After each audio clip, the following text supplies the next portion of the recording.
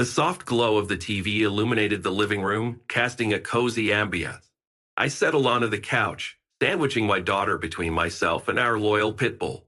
Sunday evening movie nights were our cherished ritual, a brief respite from my demanding work schedule. The aroma of popcorn wafted through the air as the opening credits of Wonder Woman 1984 flickered on the screen.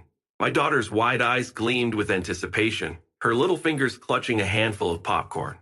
As Gal Gadot's Wonder Woman graced the screen, my daughter's excitement reached its peak. The movie unfolded, filled with action, adventure, and the empowering presence of a female superhero. The turning point arrived during a romantic scene between Wonder Woman and Chris Pine's character. My daughter, normally animated during such moments, grew unusually silent. Then, unexpectedly, she broke the stillness, pointing at the screen and exclaiming, "That's Mama and Leo." Caught off guard, I turned to her with a mixture of confusion and amusement. "Mama and who, sweetheart?" I inquired, trying to make sense of the unfamiliar name. "Leo," she repeated, her eyes fixed on the TV. "Mama and Leo." My mind raced, trying to place the name within the context of our lives. "Do we know someone named Leo?" I asked, my brow furrowing. "No," she replied with a wide grin. "Leo is Leo." A chuckle escaped me at her innocent insistence. "All right, Leo it is then." Little did I know those two words uttered by my daughter were about to unravel a mystery that would shake the foundations of our family life. The days that followed our special movie night carried a peculiar weight, and the mystery of Leo lingered in the air. Determined to decipher the enigma, our family ventured out for our routine evening walk with our pit bull and Tao. The community park, adorned with greenery, presented the perfect backdrop for an ordinary family outing turned peculiar. As we strolled, our daughter skipped ahead, the pit bull's leash in her grasp. A casual walk turned into an unexpected rendezvous when we crossed paths with a neighbor coming from the opposite direction. "Hey there." The neighbor, a man named Brody, greeted us with a friendly smile. His dog, a playful companion to ours, exchanged curious sniffs. Our daughter, however, remained unusually quiet, her gaze fixated on Brody. Our pit bull, seemingly recognizing Brody's dog, grew excited. The two dogs exchanged a series of barks and wagging tails, hinting at a connection beyond our understanding. It was a fleeting moment, but the air held an odd tension. Curiosity piqued. I directed a question at Brody. "Do our dogs know each other?" I asked, attempting to make sense of the strange encounter. Brody, maintaining his friendly demeanor, replied, "Seems like it. Dogs have their own way of recognizing each other, don't they?" Meanwhile, my wife, glancing at our daughter, subtly avoided eye contact. Something felt amiss, and my suspicions heightened. As we continued our walk, the awkward energy surrounding us lingered, even though the encounter lasted only a few seconds. I looked at my wife again, expecting her to acknowledge the peculiarity of the situation. Instead, she continued walking as if the unusual meeting had barely registered. "Who was that, babe?" I pressed, my voice carrying a hint of concern. "Just an upstairs neighbor," she dismissed nonchalantly, her eyes focused straight ahead. "But how does our daughter know him?" I probed further, sensing a reluctance in her response. She sighed, her dismissive tone unchanged. "Probably just a coincidence, dear. Kids pick up on things." The puzzle pieces seemed to scatter further, and the mysterious link between our daughter's mention of Leo and the encounter with Brody left me restless, yearning for answers yet hesitant to confront the unsettling truth. The seeds of suspicion planted by my daughter's innocent revelation and the peculiar encounter with Brody took root, refusing to be ignored. Determined to unearth the truth, I found myself standing at a crossroads, torn between trusting my wife's reassurances and pursuing the unsettling doubts that gnawed at my mind. Unable to quell the rising suspicions, I made a pivotal decision: to enlist the expertise of a private investigator. With trepidation, I reached out to a discreet professional, hoping to shed light on the shadows that now loomed over our seemingly ordinary life. The investigator, a shrewd individual named Mr. Daniels, met me in a dimly lit bar for our initial rendezvous. He sported an air of confidentiality, the kind that assured me my secrets would be safe with him. "Mr. Daniels, I need your help," I began, my voice carrying a mix of urgency and anxiety. "There's something I can't quite put my finger on, and I need to know the truth." He leaned forward, studying my face intently. "Go on, I'm listening." As I recounted the events leading to the discovery of Leo and the curious encounter with Brody, Mr. Daniels nodded thoughtfully. "Family matters can be complex, and sometimes the truth is elusive. But rest assured, I'll do my best to unveil whatever may be hidden." Days passed, each one stretching longer than the last as my anxiety intensified. The call finally came, summoning me to another clandestine meeting with Mr. Daniels. The cafe, with its muted conversations and the aroma of freshly brewed coffee, served as our rendezvous point. The truth has a way of revealing itself. Mr. Daniels began, his tone carrying a weighty certainty, and sometimes it's not what we expect. As he shared his findings, a series of photographs were laid out on the table, a visual narrative of Brody's involvement with multiple women. My heart sank as I recognized the face of my wife among them, their moments frozen in time, intimate and damning. The truth, once concealed, now stared me in the face, and the silence that followed was palpable. "What do you want to do with this information, Mr. Hardy?" Mr. Daniels inquired, breaking the heavy silence. "I need to confront her," I responded, my voice steadier than I felt. "I can't continue living in the shadows of deception." The die was cast, and the revelations of betrayal propelled me towards a confrontation that would redefine the course of our lives. Armed with the damning evidence gathered by Mr. Daniels, I returned home, the weight of the truth heavy on my shoulders. The familiar scent of our shared space now carried an undertone of deceit, and the prospect of confronting my wife loomed like a storm on the horizon. That evening, as the sun dipped below the skyline, casting long shadows across our living room, I found her sitting on the couch, flipping through a magazine. Her appearance betrayed no hint of the storm that brewed within me. "I need to talk to you," I said, my voice strained but resolute. She looked up, a faint smile playing on her lips.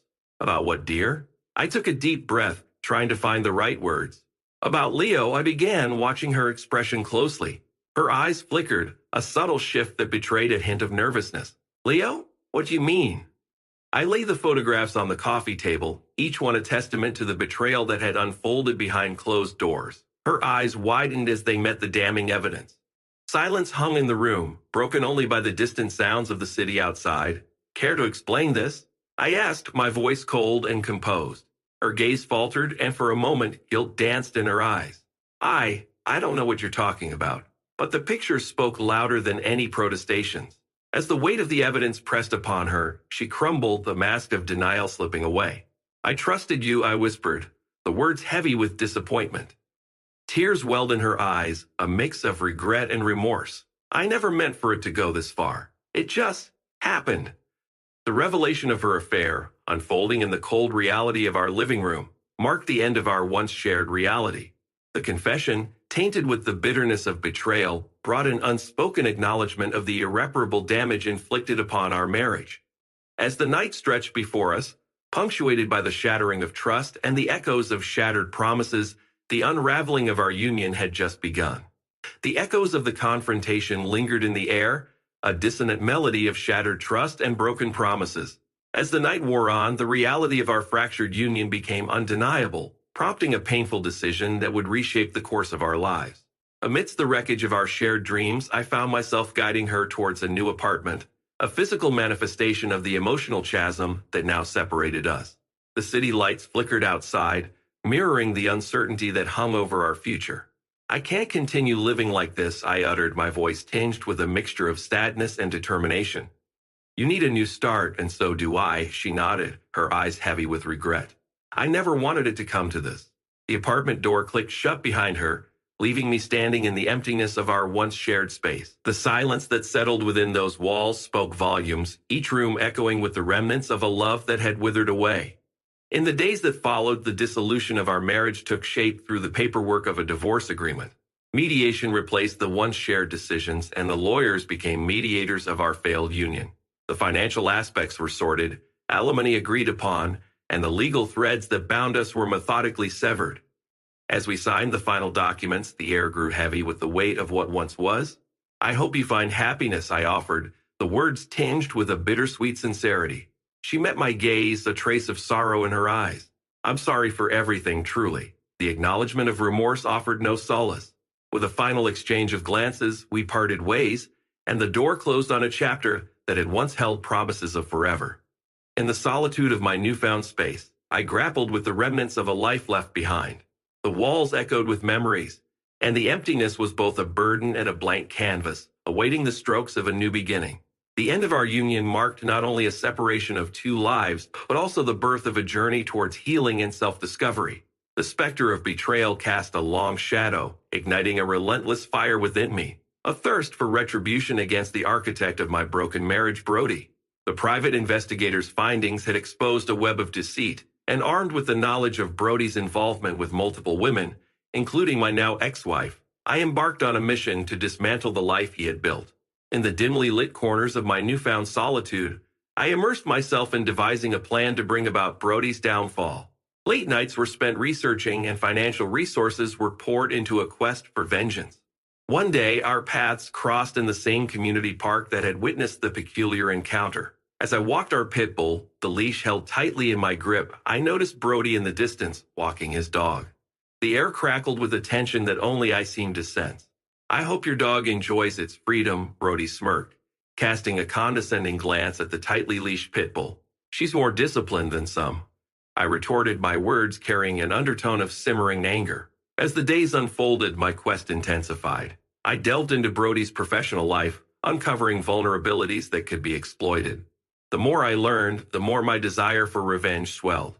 It became a personal crusade, fueled not only by the wreckage of my marriage, but also by the injustice I perceived in Brody's actions. One evening, in a chance encounter at a local cafe, our eyes met over steaming cups of coffee. The tension in the air was palpable, the unspoken acknowledgement of the battle that raged beneath the surface. "Mr. Hardy, isn't it?" Brody grinned, feigning innocence. I nodded, my gaze unwavering. "You're Brody, the neighbor." His grin faltered, replaced by a fleeting discomfort. "I've heard about your recent troubles. Tough break." The exchange was veiled, a silent duel of words that held more weight than they let on. Behind the veneer of casual conversation, the clash of two adversaries played out, a silent struggle for dominance. Days turned into weeks, and the culmination of my efforts bore fruit. Brody, unaware of the storm that approached, faced the consequences of his actions. The company he worked for had a strict policy against relationships with subordinates, and the evidence I provided ensured his swift downfall. Unemployed and discredited, he was forced to abandon the apartment he once shared with my ex-wife. As Brody's life crumbled, my sense of satisfaction was bittersweet. The thirst for vengeance, once all-consuming, left behind a void, a realization that perhaps the truest revenge was not in dismantling someone else's world, but in rebuilding my own. In the aftermath of the storm, as the winds of retribution settled, I found myself standing at a crossroads. The quest for vengeance had run its course, leaving behind both triumphs and scars.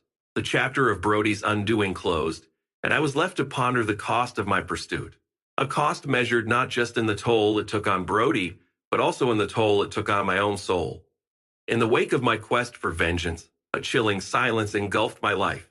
The victory over Brody had a bitter taste, leaving behind the haunting echoes of betrayal and the solitude of a once shared existence. The repercussions of my actions reverberated through the empty rooms, each one bearing witness to the remnants of a life that had crumbled. As I navigated the solitude, my ex-wife faced the consequences of her choices alone. The air was thick with regret and despair, emotions that found no solace in my hardened heart. She pleaded for mercy, begged for forgiveness, but the wounds ran deep, and I remained unmoved. "I never meant for it to happen this way," she whispered through tear-streaked eyes, her voice laden with remorse. My response was a stoic silence, a refusal to be swayed by the emotional turbulence that surrounded us. The gravity of her betrayal hung in the air, an impenetrable barrier between us. Her last months of pregnancy unfolded in the shadow of her mistakes. The impending arrival of a child only intensified the gravity of her solitude. Friends distanced themselves, family turned away, and she found herself grappling with the weight of her choices that had severed the bonds of trust and fractured the foundation of our family.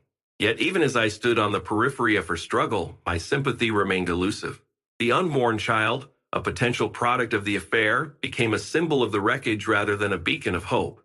The complexities of emotions entwined with the impending arrival, leaving a trail of unanswered questions about the child's paternity. A letter, sent to Brody from the hospital, informed him of the impending birth. Months passed, but Brody never materialized. My ex-wife revealed that he had vanished from her life, a final act of abandonment that mirrored the void he had left behind.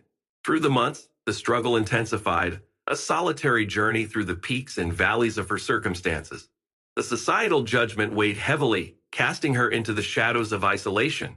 As the due date approached, her plea for mercy persisted, a desperate cry for understanding. I have no one left, she uttered, her eyes pleading for a shred of compassion. The bitterness within me refused to yield. You made your choices, I replied coldly. Now you must face the consequences. The loneliness that enveloped her was the bitter fruit of her betrayal, a stark contrast to the shared dreams that had once bound us. As the walls closed in, I stood on the fringes of her solitary struggle, an unwilling spectator to the unraveling of a life that had once been entwined with mine. The looming specter of solitude, both mine and my ex-wife's, reached a critical juncture as the moment of childbirth drew near. The hospital corridors echoed with the rhythmic footsteps of nurses and the hushed murmurs of impending life. As I stood by her side, a silent witness to the culmination of her lone struggle, the air was charged with an uneasy tension. The delivery room, with its antiseptic scent and sterile lighting, became the battleground where the final act of our shared history played out. The weight of anticipation hung in the air as she lay on the delivery bed, her eyes filled with a mix of apprehension and vulnerability. I'm here for the baby, I stated, my voice detached and clinical, betraying none of the emotions that churned within. She nodded, her gaze shifting to the impending arrival that symbolized both a fresh start and a haunting reminder of the past. As the labor pains intensified, the room became a crucible of emotions. The medical team worked in synchronized precision, their movements deliberate and practiced. The arrival of a new life should have been a cause for celebration, but the shadows of infidelity and betrayal lingered, casting a pall over the moment. As the cries of the newborn filled the room, a fragile peace settled within me, a sense of closure that transcended the tumultuous journey that had led to this point. The child, born into the complexities of our intertwined destinies, became a symbol of redemption, a chance for renewal in the aftermath of the wreckage. The nurse carefully placed the baby in her arms, and as she cradled the newborn, a flicker of emotion crossed her face. In that fleeting moment, the weight of motherhood collided with the burdens of regret and remorse. Is it? She began, her voice faltering. The paternity test will reveal the truth, I replied, my gaze fixed on the newborn, a silent acknowledgement of the uncertainties that lay ahead. In the days that followed, a paternity test confirmed my biological connection to the child. The revelation carried a weight of responsibility that transcended the bitterness of the past. A tentative dialogue began, a strained exchange about co-parenting and the shared responsibilities of raising a child. I never expected you to forgive me, she admitted one evening, her eyes reflecting a blend of gratitude and disbelief. I haven't, I responded tersely, but our focus should be on the child. For its sake, we need to find a way to navigate this new reality. The process of healing and redemption stretched before us, a journey fraught with uncertainties but tinged with the possibility of a fresh start. As we tentatively embraced the challenges of co-parenting, the shadows of the past began to recede, allowing the fragile seeds of closure and redemption to take root. A tentative promise of a future forged from the embers of a broken past. Thank you for listening to the story to the end, and if you like it, please support us with a like as well as subscribe to our channel. Write in the comments what you